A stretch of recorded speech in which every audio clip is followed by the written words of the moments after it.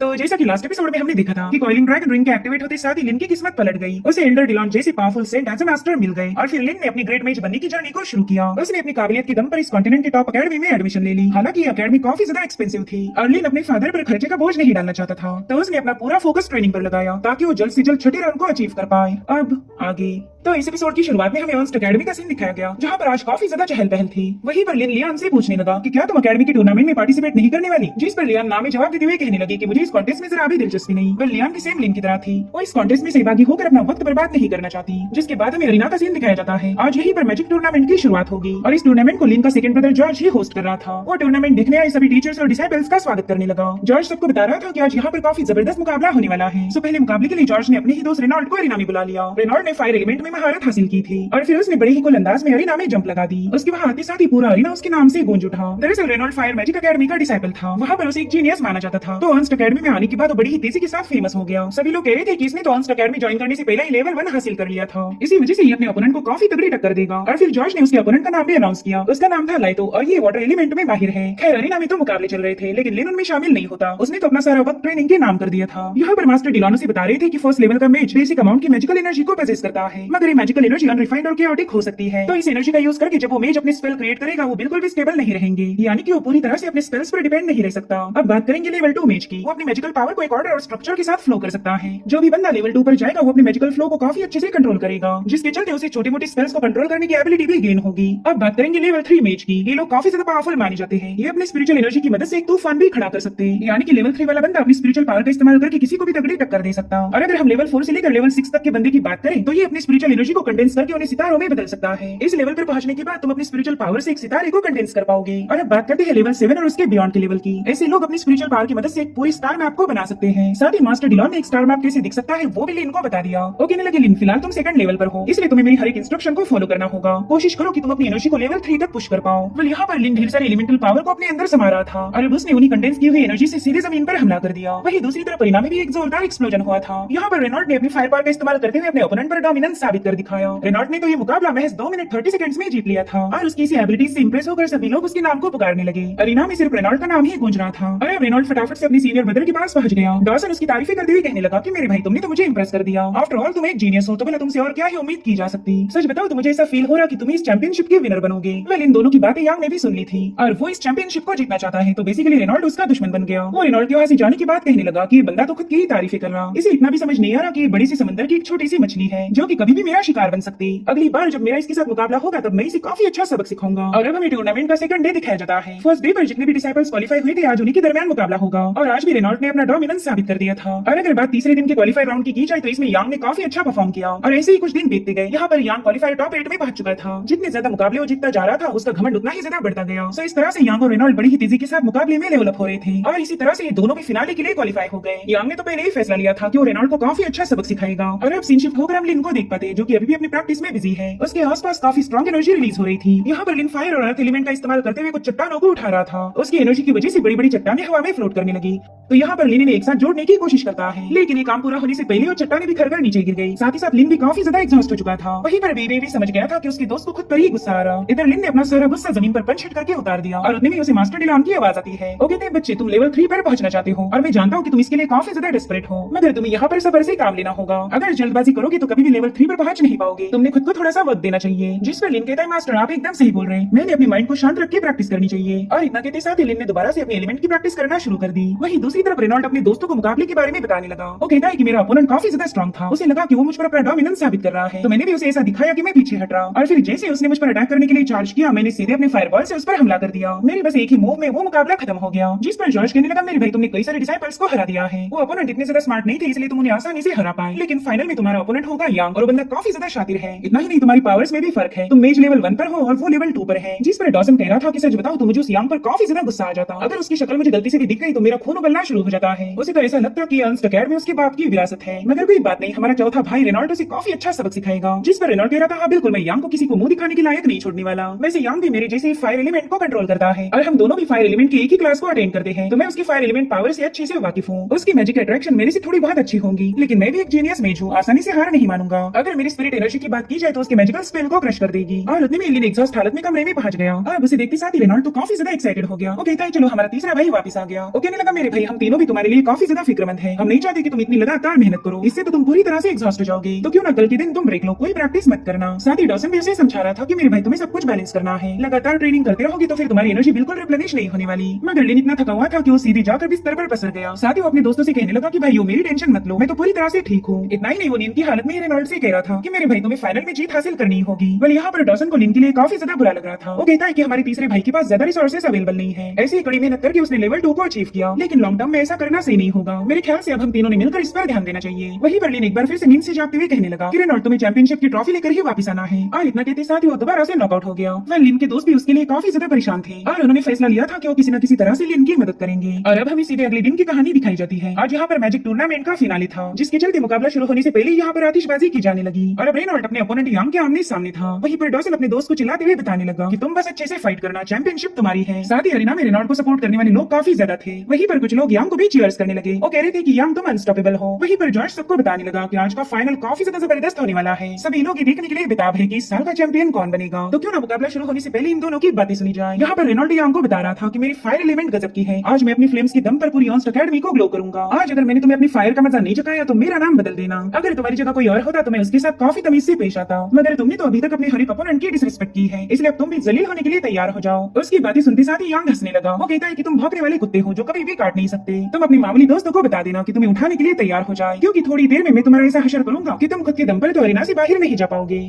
Well in दोनों की बातें सुनकर जॉर्ज पब्लिक को बताने लगा कि ये लोग तो एक दूसरे को सबक सिखाने के लिए काफी ज्यादा बेकरार हैं, तो अब मैं भी ज्यादा देर तक इनके सब्र का इम्तिहान नहीं लूंगा। और इतना कहते साथ ही जॉर्ज ने बड़ी इक्वल अंदाज में फाइनल की शुरुआत कर दी। वहीं पर यांग और रेनॉल्ड ने भी अपनी अपनी पावर्स को एक्टिवेट कर लिया। इनका मुकाबला शुरू होते साथ ही इन दोनों ने फायरबॉल्स का इस्तेमाल करते हुए एक दूसरे पर हमला कर दिया, जिसके चलते अरीना में काफी जबरदस्त एक्सप्लोजन हुआ था। ये फ्लेम्स इतनी ज्यादा इंटेंस थी कि फर्स्ट रो में बैठी हुई ऑडियंस भी इसकी गर्मी को महसूस कर सकती थी। वहीं पर यांग रेनॉल्ड की तारीफी करते हुए कहने लगा कि अरे वाह बच्चे, तुम तो काफी ज्यादा पावरफुल हो। मुझे तो लगा ही नहीं था कि तुम्हारा फायरबॉल मेरी ताकत को रोक पाएगा। जब से कॉन्टेस्ट की शुरुआत हुई तब से तुमने एक भी मुकाबला नहीं हारा, लेकिन आज तुम्हारा गुड लक यहीं पर खत्म होगा। और इतना कहते साथ ही यांग ने हेवन फायर मीटियोर टेक्निक को एक्टिवेट कर लिया, जिसके चलते पूरे आसमान में खलबली मच गई और अब यांग ने आसमान से फायरबॉल रिलीज करना शुरू कर दिए। वेल यही यांग की फैमिली के रूट्स थे। ये लोग इसी फायर टेक्निक के लिए फेमस है, मगर इतनी सारी फायरबॉल रिलीज करने के बाद भी रेनॉल्ड पर इसका कोई असर नहीं होता। वो बड़ी ही तेजी के साथ यहाँ से वहाँ मूव होते हुए यांग के अटैक को काउंटर कर रहा था। वो कह रहा था यांग, तूने तो मुझे काफी अच्छे से एंटरटेन किया, लेकिन अब अटैक करने की बारी मेरी है। चलो अब जल्दी से मेरा पंच खाने के लिए तैयार हो जाओ। और इतना कहते साथ ही रेनॉल्ड ने हवा में छलांग लगा दी। वेल इस मुकाबले का काफी इंटेंस मोमेंट था और इसे देखकर ही डॉसन थोड़ा सा परेशान हो गया, क्योंकि वो समझ गया था कि यांग कोई चालाकी करने वाला है। दरअसल यांग ने ऑलरेडी वहाँ पर एक ट्रैप सेटअप किया था, तो जैसे रेनॉल्ड उसके पास आया, यांग ने फटाफट से अपने ट्रैप को एक्टिवेट कर लिया, जिसके चलते रेनॉल्ड अब उसमें फंस चुका था। वेल यहाँ पर यांग अपनी स्पेल का इस्तेमाल करते हुए रेनॉल्ड से कहने लगा कि आज मैं तुझे वो पावर शो करूंगा कि तेरी सारी अकड़ निकल जाएगी। और अब यहाँ पर यांग ने मल्टीपल फायरबॉल रिलीज करते हुए रेनॉल्ड पर मुसलसल हमले करना शुरू कर दिए। वो जानता था कि इस मूव के बाद रेनॉल्ड की हार पक्की है। वहीं पर यांग के सपोर्टर्स उसके लिए काफी ज्यादा चीयर्स करने लगे। वहीं पर रेनॉल्ड के दोस्तों को बुरा लग रहा था, क्योंकि यांग ने स्नीक अटैक की मदद से उस पर अपना डोमिनेंस साबित किया था। वहीं दूसरी तरफ रेनॉल्ड पर कई सारे अटैक होने की वजह से उसकी कोर रिएक्ट करने लगी और फिर देखते देखते उसकी बॉडी से फायर का एक बहुत बड़ा टोर्नेडो क्रिएट हो गया। दरअसल यांग ने किए हुए मुसलसल हमलों की वजह से रेनॉल्ड ने लेवल अप कर लिया। वो अब सेकंड लेवल पर पहुंच चुका था, जो देखते साथ ही डॉसन तो काफी ज्यादा खुश हो जाता है। वो कह रहा था कि मेरे भाई ने घायल होने की बजाय उल्टा ब्रेक थ्रू कर लिया, मुझे तो इस पर नाज है। मैं ये सब देखकर यांग के चेहरे का रंग तो उड़ चुका था। उसे तो यकीन ही नहीं हो रहा था कि उसने खुद होकर अपने ओपोनेंट को ब्रेक थ्रू करने में मदद की है। वहीं पर रेनॉल्ड उससे कह रहा था कि चल तूने काफी देर तक स्टाइल मार ली, अब नंबर मेरा है। और फिर रेनॉल्ड ने यहाँ पर हेवन फायर मीटियोर टेक्निक को एक्टिवेट कर लिया। उसके ऐसा करते साथ ही यांग पर तो फायरबॉल्स की बारिश होना शुरू हो गई, जिन्हें इस बंदे ने जैसे तैसे काउंटर कर लिया।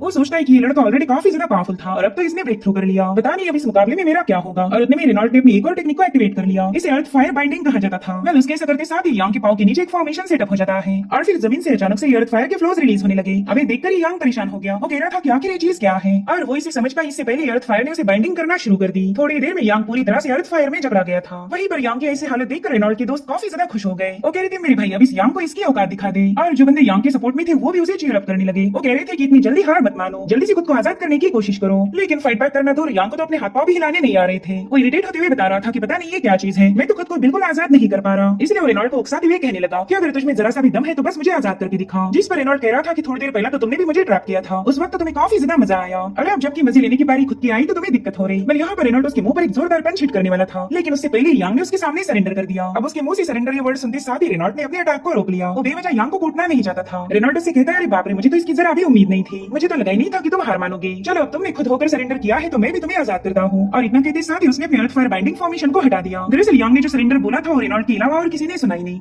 तो वो लोग काफी ज्यादा हैरान थे क्या कि रेनॉल्ट ने इसे आजाद क्यों किया, अभी तक तो मुकाबला खत्म ही नहीं हुआ। और उतने में यांग अपने असली रंग में आ जाता है। वो रेनॉल्ट से कह रहा था कि तेरे जितना बेवकूफ मैंने आज तक नहीं देखा, मैं और तेरे जैसे मामूली बंदे के सामने सरेंडर करूंगा ये तो सपने में भी नहीं हो सकता। और फिर उसने अचानक से रेनॉल्ट के चेहरे पर अपनी जबरदस्त फायर रिलीज करना शुरू कर दी। वेल यांग का ये हमला वाकई काफी ज्यादा ब्रूटल था। वो कहने लगा कि रेनॉल्ट तो लेवल 2 पर चला गया तो क्या हुआ, दरअसल मैंने अपनी कल्टीवेशन को हाइड किया था, मैं लेवल 2 पर नहीं बल्कि लेवल 3 का मेज हूँ। और अब यहाँ पर यांग ने गुस्से में आकर अपनी एक और टेक्निक को एक्टिवेट कर दिया जिसे अर्थ फायर आर्ट कहा जाता था। उसने वहाँ पर अर्थ फायर के न जाने कितनी सारी फ्लोस क्रिएट करते हुए रेनॉल्ट को जकड़ लिया और अब उसने रेनॉल्ट पर बड़ी ही तेजी के साथ अपनी अर्थ फायर रिलीज करना शुरू कर दी। वेल इस फायर की वजह से रेनॉल्ट काफी बुरी तरह से तड़पने लगा। उसकी ऐसी हालत देखकर उसके दोस्त भी हद से ज्यादा परेशान हो गए। यांग ने एक तो इसके साथ धोखेबाजी की थी और ऊपर से जानलेवा हमला किया। उसने ये साबित कर दिया कि पूरे अकेडमी में उसके जितना ईवल बंदा और कोई नहीं है। यहाँ पर डॉसन को भी अब यांग पर काफी ज्यादा गुस्सा आ रहा था। वहीं पर जॉर्ज यांग को समझा रहा था कि तुम ऑलरेडी इस मुकाबले को जीत चुके हो, इसलिए जल्दी से अपने अटैक को रोक दो। मगर यांग किसी की एक नहीं सुनता। वो कह रहा था कि मैं इस रेनॉल्ट को सबक सिखाना चाहता हूँ, इसे पता तो चले कि इसने किसके साथ पंगे लिए हैं। यांग के इन ब्रूटल हमलों को देखकर तो कुछ डिसाइपल्स ने अपनी आंखें बंद कर ली। उनसे रेनॉल्ट पर होने वाला टॉर्चर देखा नहीं जा रहा था और फाइनली यांग ने अपने फायर टोर्नेडो को खत्म कर दिया जिसके चलते रेनॉल्ट बुरी तरह से घायल होकर अरेना में गिर जाता है। इसलिए डॉसन फटाफट से अपने दोस्त को संभालने के लिए पहुंच गया। वो यांग को गुस्से में कहने लगा कि तू एक नंबर का बेशरम है, तेरे जैसा बुज़दिल मैंने आज तक नहीं देखा था। मेरे भाई ने तुझ पर रहम दिखाकर तुझे फॉर्मेशन से आजाद किया था, लेकिन तूने उल्टा उसी पर हमला कर दिया। तब तक जॉर्ज भी रेनॉल्ट से मिलने के लिए वहाँ पर पहुंच जाता है और इन दोनों को वहाँ देखते साथ ही यांग तालियां बजाने लगा। वो कह रहा था वाह क्या बात है, तुम तीनों भाइयों का प्यार देखकर तो मैं इमोशनल हो गया। जॉर्ज मेरे ख्याल से अब वक्त आ चुका है कि तुम विनर का नाम अनाउंस करो। रही बात तुम्हारी इस लूजर भाई की तो इसे बाद में संभालते रहना। जो सुनते साथ ही डॉसन अपनी पावर्स को एक्टिवेट करते हुए यांग का मुकाबला करने के लिए तैयार हो गया, लेकिन जॉर्ज उसे रोक लेता है। वो उसे समझा रहा था कि इस कुत्ते के मुंह लगने से कोई फायदा नहीं होने वाला, फिलहाल तुम अपने माइंड को थोड़ा सा शांत रखो, फिलहाल हमने अपने भाई की हीलिंग पर ध्यान देना चाहिए। और अभी दोनों रेनॉल्ट को उठाकर वहाँ से ले जाने लगे। यांग कह रहा था जॉर्ज तेरा काम था मुकाबले के विनर का नाम अनाउंस करना, लेकिन तेरे से तो इतना भी नहीं हो पाया है। अब तो अनाउंसमेंट नहीं कर सकता तो मैं ही तेरा काम आसान करता हूँ। और फिर उसने अपना हाथ रेज करते हुए अपने ही नाम की अनाउंसमेंट कर दी। वो कह रहा था कि मैं ही इस अकेडमी का नंबर 1 फ्रेशर हूँ। अब इसी यहीं प्रकट होकर हम लिन को देख पाते जो कि अपने फायर एलिमेंट पर काम कर रहा था। उसने हवा में छलांग लगाते हुए सीधे जमीन पर एक जोरदार हिट कर दिया। वेल इसे अर्थ लांसेस फॉर्मेशन कहा जाता था और इस बार तो लिन ने काफी जबरदस्त आइस लांसेस को क्रिएट कर लिया था। अपने इस रिजल्ट को देखकर वो भी काफी ज्यादा खुश हो गया और उतने में मास्टर डिलॉन वहाँ पर पहुंच जाते हैं। ओके बच्चे तुमने तो लेवल 3 के बेसिक स्पेल को भी मास्टर कर लिया, मुझे तो लगा ही नहीं था कि तुम इतनी तेजी के साथ इंप्रूव करोगे। अभी इस यहीं पर कट होकर हमें दावत का हॉल दिखाया गया जहाँ पर लिन अपने दोस्तों से मिलने पहुंच चुका था। उसने देखा कि रेनॉल्ट तो काफी ज्यादा गुस्से में है, वो यांग को बुरी भली गालियां दे रहा था। वह लिन को कोई आइडिया नहीं थी कि अरेना में क्या हुआ, इसलिए वो सीधे जाकर रेनॉल्ट को कांग्रेचुलेशन विश करने वाला था, मगर जॉर्ज उसे इशारों में चुप रहने के लिए बता देता है। तो लिन समझ गया था कि शायद रेनॉल्ट मुकाबले में हार चुका है, इसलिए वो चुपचाप से टेबल पर बैठ गया। उसने देखा कि रेनॉल्ट तो एक के बाद एक जाम उतारते जा रहा। तभी जॉर्ज उसे समझाता है कि मेरे भाई तुम ज्यादा टेंशन मत लो, अगर ये मुकाबला फेयर तरीके से किया जाता तो तुम ही इसके विनर होते, लेकिन यांग ने तुम्हारे साथ धोखा किया, तो तुमने इस मुकाबले से सबक लेना चाहिए कि आइंदा से कभी भी किसी पर भरोसा मत करना। अब ये सुनते साथ ही रेनॉल्ट तुरंत ही नॉर्मल होकर अपने दोस्तों के साथ एंजॉय करने लगा, लेकिन तब तक यांग दोबारा से वहाँ पर टपक चुका था। ओके तो रेनॉल्ट क्या ही बात है, वैसे तो मुकाबले में जीत मेरी हुई, लेकिन मेरे बजाय तो तुम ही सेलिब्रेट कर रहे हैं। और उसे वहाँ देखते साथ ही रेनॉल्ट सीधे उसे पीटने वाला था, लेकिन डॉसन तुरंत बीच में आ जाता है। वो यांग से कह रहा था कि जल्दी से यहाँ से दफा हो जाओ वरना बेवजह कुत्ते जैसा मार खाएगा। तो यांग से कह रहा था मेरे भाई तुम थोड़े से ठंडे हो जाओ, मैं यहाँ पर कोई लड़ाई झगड़े करने नहीं आया, बल्कि मैं तो बस मेरे अपोनेंट का हालचाल पूछने आया हूँ। मुझे अच्छे से याद है कि मैंने इसे बुरी तरह से घायल किया था। खैर अब रेनॉल्ट को सबक मिल चुका होगा कि उसने गलत बंदे से पंगे नहीं लेने चाहिए। वह लिन को भी यांग की बातें सुनकर काफी ज्यादा गुस्सा आ रहा था। वो कहता है कि जल्दी से अपनी बकवास बंद करके यहाँ से दफा हो जाओ। तो यांग उसके करीब जाते हुए कहने लगा कि तेरी तो कोई औकात नहीं, क्या तुझे वाकई ऐसा लगता है कि तू मेरे से पंगे ले सकता है? तो लिन ने जवाब की तौर पर सीधे उसे चोक करना शुरू कर दिया। यहाँ पर यांग की हालत तो एक ही सेकंड में खस्ता हो गई। वो लिन से कह रहा था कि तू जानता ही नहीं कि मैं कौन हूँ, जल्दी से मुझे रिहा कर दे, अभी के अभी मुझे नीचे रख वरना तेरे लिए मसले खड़े हो जाएंगे। तो लिन ने उसे नीचे रखने की बजाय उस पर एक जोरदार लात जड़ दी, जो देखते साथ ही लिन के दोस्तों के चेहरे पर स्माइल आ जाती है। इधर यांग के चमचे जैसे तैसे उसे उठा लेते हैं। वो कहता है बाप रे मुझे तो यकीन ही नहीं हो रहा कि इस गाँव के आए देहाती ने मुझ पर हमला किया।